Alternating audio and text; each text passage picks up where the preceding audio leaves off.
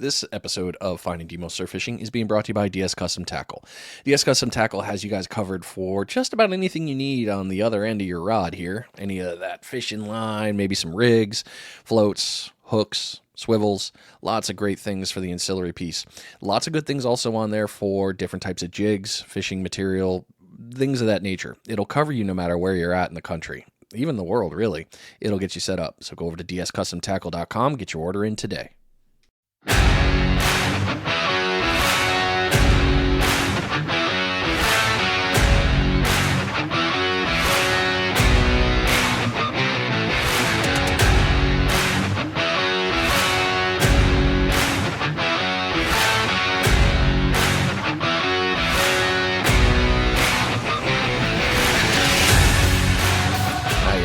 New episode, new week.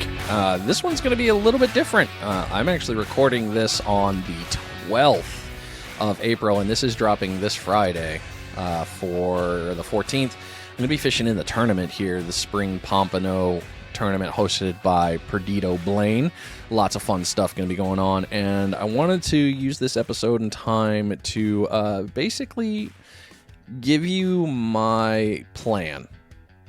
I know, it's kind of weird. I'm going to be fishing in a tournament and I'm giving you all the stuff, but I'm giving it to you on Friday, so technically I have an advantage because I'll be fishing Friday morning. Tournament kicks from Friday and it ends Sunday midday. We got the weigh-in probably, I think it's 2:30, 3 o'clock. Just a lot of cool stuff, and there's going to be a ton of sponsors on there. Just bringing out their stuff. You can pick it up, you can buy it, whatever it may be. Lots of good stuff. So this one is basically a quick, Brian, how are you going to fish the tournament? And hopefully it helps you out. So let's start off with the basics here. Location is going to be, it's going to be a tight one. I hate to say it like that, but it really is. There's over 100 anglers, I know that, and it's running all the way from Alabama to Panama City. So that's a huge, huge open area for fishing. And there's going to be a lot of spots you can get to, and there just tons of beach you can play with, and a lot of people are going to go to their honey holes. We've got a big group coming in from the east coast of Florida. We got some other out-of-towners. I know we've got Indiana coming down. Old Donnie, I know you're going to be here. I believe I saw Virginia. We got some guys coming down. Bruce is also there. Fishbites will be there. Yeah, just so many things. But so let's talk about this. All right, so springtime. Here's the one tip from me that is probably something I shouldn't pass on, but I want you to be successful, so I'm going to pass it on. Springtime, I've noticed that the majority of fish are far.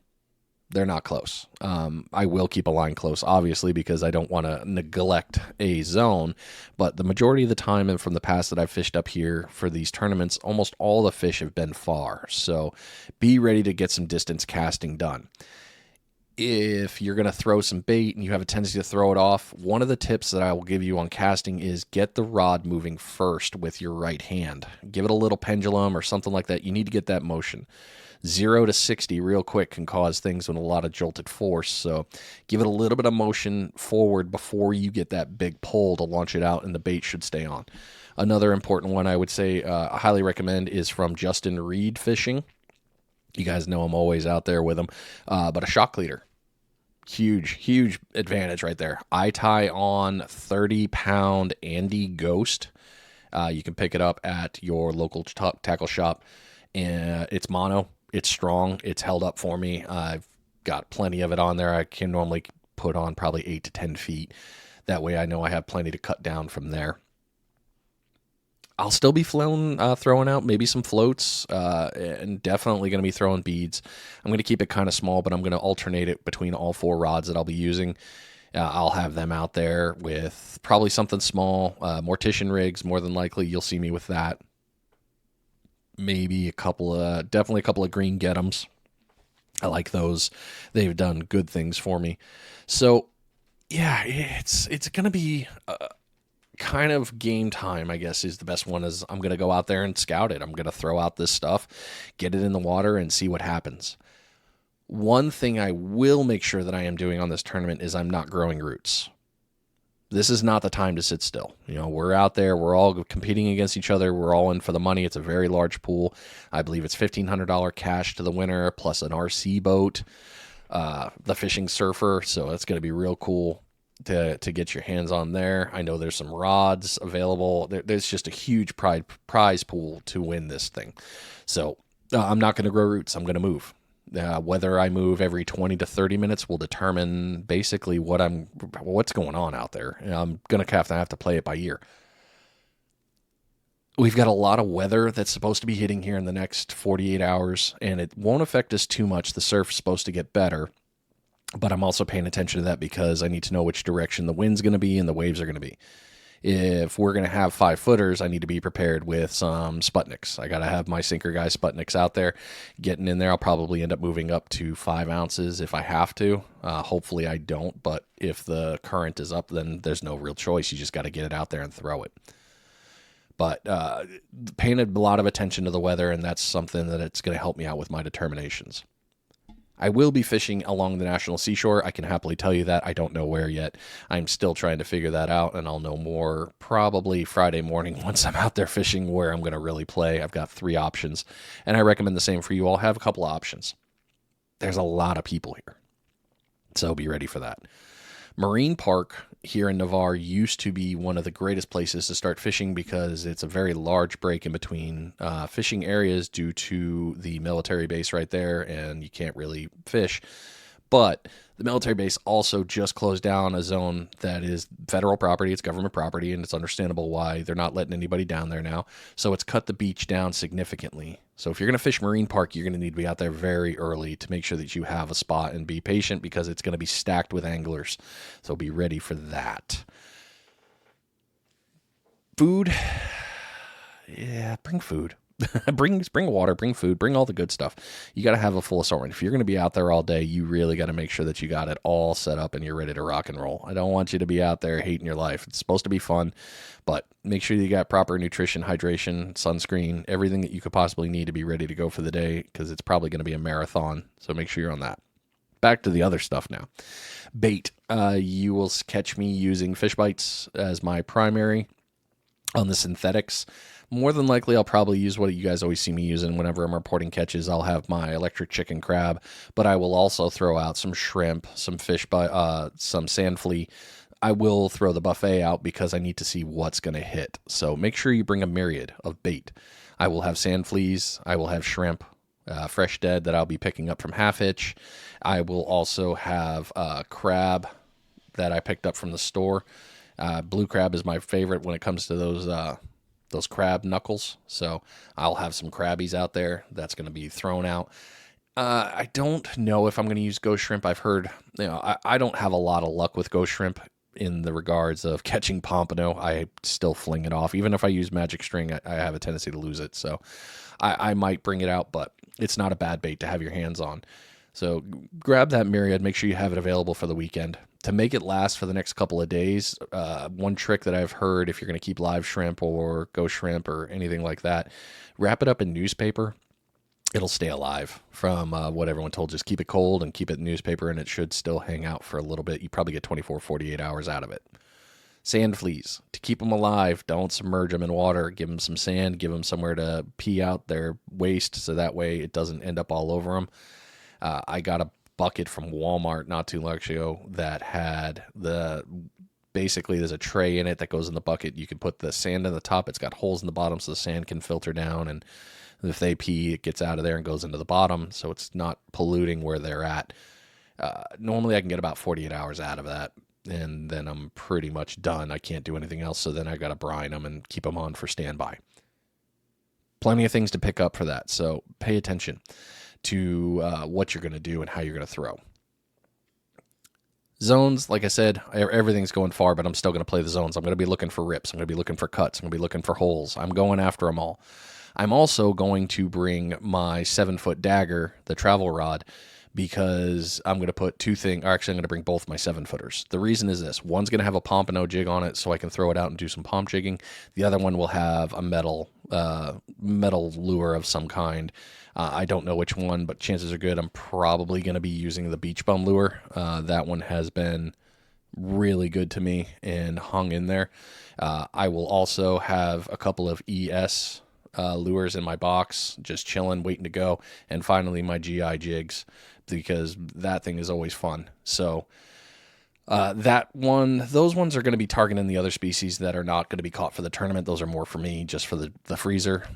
You still want to have some fun out there. So I'll bring everything, make sure I have everything ready to rock and roll. I don't want to be surprised, I guess is the best way to say it. Saturday and Sunday are going to be the question marks for me.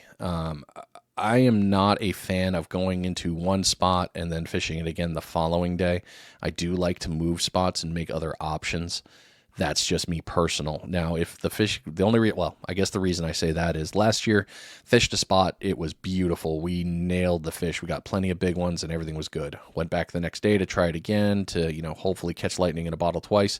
And it was a barren desert. And I made the big mistake of just staying there all day, willing the fish to bite. And that was a bad move on my part. I should have moved. I should have changed locations. I should have done something else. But when it's hot, it's hard not to go back to that exact same spot and just start dominating on it, right? So move around. Just have a plan for number 1, number 2, number 3 spots. Saturday will also be the much more busy day of fishing because everybody's off work. We have an advantage on Friday. Some of us can get away from work and get out there and start fishing. Not everybody can, so utilize Friday to your maximum extent possible. Saturday will probably be a lot more busy, so have your spots planned, ready to go, and be ready to get out there very early so that way you can claim your stake and start fishing. Sunday, I will probably not be fishing just for the fact of, unfortunately, I will be heading up to the weigh-in early. I got a lot of stuff to do. I'm going to be the weighmaster, quote unquote. Myself and Mike's son will be out there. We'll be doing the weighing. So you'll catch us there, and that's going to be kind of cool. It gives us a chance to actually see everybody, and that's something I'm very much so looking forward to. I don't really have too many crazy other things to tell you about except for pay attention to the rules with this tournament. You got to bring it in. You can get it on the beach and get out your camera and start recording. You got to get the fish, show that it's alive, do a 360 to show where you're at, your number on your hand. You can show the way or show the size. That way they know, yes, this is that fish. It sounds daunting, and it's a little slightly annoying, especially if you don't have a second set of hands, but it also helps out with a couple of things. This is going to be one of those big dollar tournaments, so we got to make sure everybody's doing everything on the up and up. Me doing on the way in, I will say this. I did say it in a live, and I know I haven't got Blaine's authorization, but I'm sure he won't balk at it. Top fishes, I'm going to cut them. I'm going to check them with their guts and make sure that they're good to go. We don't need any surprises here, so we will be checking the fish to make sure there's no tampering going on, and the sword fillet knife will be coming out to do that damage to make sure that we're good. We don't want any surprises, right? We just want to have a good time, keep the field even. I think the biggest thing that I'm worried about this year is going to be mostly grass. We've had a few reports of it coming. It's not the massive bloom that's still way down south, but we're still getting remnants. That's kind of my only, all right, what am I going to do if this happens? And pretty much what I'm going to do is start heading into other locations. There's really nothing more to do but get out there and change it.